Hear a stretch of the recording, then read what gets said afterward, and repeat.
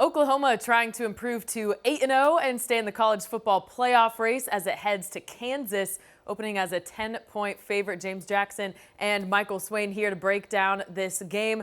Kansas hasn't beaten Oklahoma this century, the last win coming in 1997. That's an 18-game losing streak in a series being played for the 114th time, but maybe for the last time for the foreseeable future as the Sooners head to the SEC next year. Now, Kansas waiting on the status of quarterback Jalon Daniels. The Jayhawks have dropped 2 of 3 since losing him to injury again. Most recently, a loss to OK State, despite racking up 500 total yards. Now, Jason Bina started in his place. So, Michael, what does KU's offense look like without Daniels?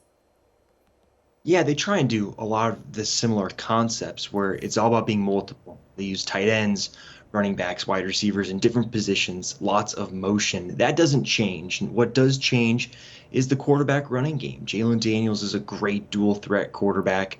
Jason Bean is a great athlete at quarterback, but he maybe doesn't have that same rushing instinct as Jalon Daniels does have. And Jalon has a great ability to make plays with his legs, look down the field, complete passes, and Jason Bean can do that. He showed that against Oklahoma State.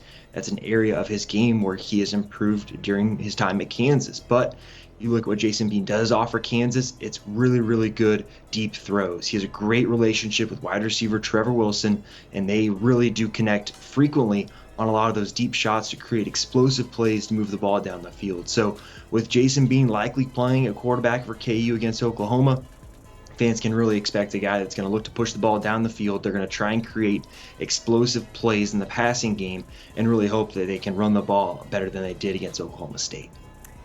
No matter if it's Bean or Jalon Daniels suiting up for Kansas, they'll be facing a really tough Oklahoma defense here, one that is finally looking like one run by Brent Venables, top 20 in third downs, red zone, allowing under 17 points a game. So, James, how do they prepare for Kansas quarterback situation, not knowing who's going to go? Yes, it's a lot of what Michael just said. They know that the formations and the play calling won't be much different depending on which quarterback is in there. It's all about the run game and how Bean is able to handle scrambling if he has to in those situations, because obviously the Oklahoma Sooners team is very good at coverage and things like that and getting pressure on the quarterback. They've done it a lot this season, and that's why they've been so good. They've been able to get quarterbacks uncomfortable, and they've only allowed 10 touchdowns throughout this season, 11 field goals and 10 touchdowns. So they've been very, very good. There's just sometimes they have lapses where they give up the big play here and there, but they don't usually score from that. So that's the thing with OU. They bend and don't break, and they've been good. Led by Danny Stutzman, their middle linebacker, and they've just been good all around. So getting ready for either quarterback is just another day in the yard for them. That's what it's going to come down to. And we've talked to Coach Venables about this and how they prepared, and Coach Venables said he's out there running scout quarterback, the third-string quarterback. General Booty's out there running scout quarterback as well. I'm not sure which guy is personifying Jalon Daniels, but it's all fun out there as of right now. All right, on the flip side of the ball now, Dillon Gabriel has been the driving force of Oklahoma's offense, ranking top 10 in almost every passing efficiency metric out there. But Kansas defense, they're giving up 6 yards a play. So, James, how do you see the matchup going on this side of the ball? And this is where the fun will happen. We got to figure out how Dillon Gabriel's going to look against this Kansas defense. Oklahoma came out against UCF with a lot of different things going on. They've been without Andrew Anthony, their deep threat receiver, now that he got hurt in the Texas game. They're going without their left guard and McKay Matara after he got hurt in the Texas game. So they had some different guys going in there, and they've been trying to figure things out. That's what it was throughout the UCF game. So now can they build on what they did in that fourth quarter where they put up 2 scores and put the game away? Can that offense keep humming? Now, Dillon Gabriel is a very experienced player. He's in the Heisman race for a reason. He's been very good. 44 of his 45 career games, he's thrown a touchdown pass. So you expect things like that to happen. But can they keep everything going? Can they keep a rhythm and get started early in this game against Kansas? I think for KU, the goal is going to be to really win on first down. Tempo teams have given KU a ton of issues this year. You look at Texas going up tempo at times in that game.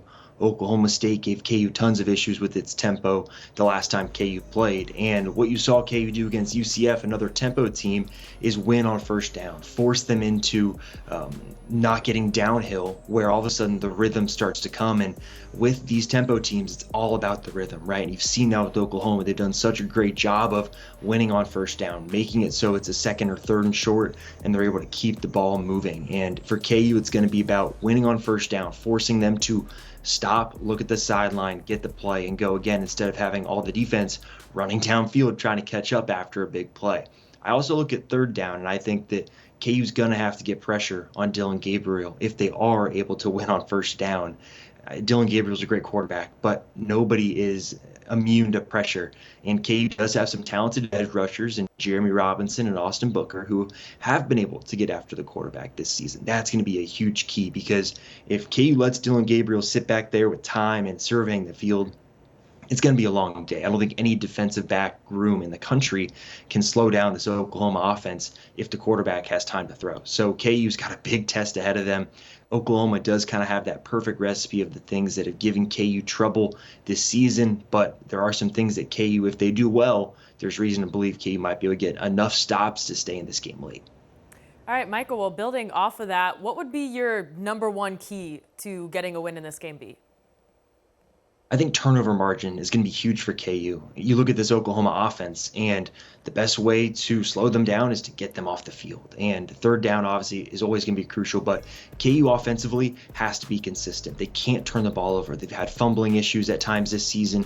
Jason Bean had 2 interceptions in crunch time against Oklahoma State.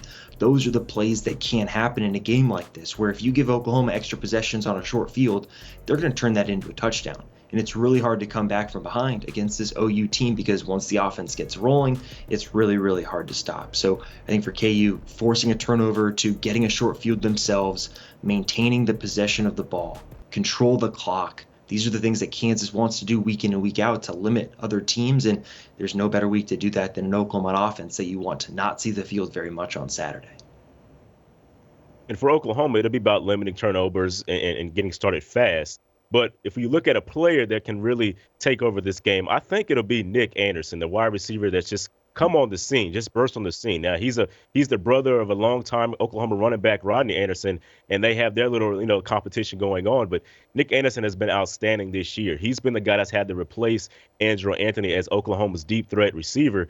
And every other catch he's had this year has been in the end zone. And he has 8 touchdowns this year. He had the game-winning touchdown against Texas. So a guy like him getting going early and finding his rhythm can be really beneficial for OU as they figure out how to stretch their offense out without Andrew Anthony this season.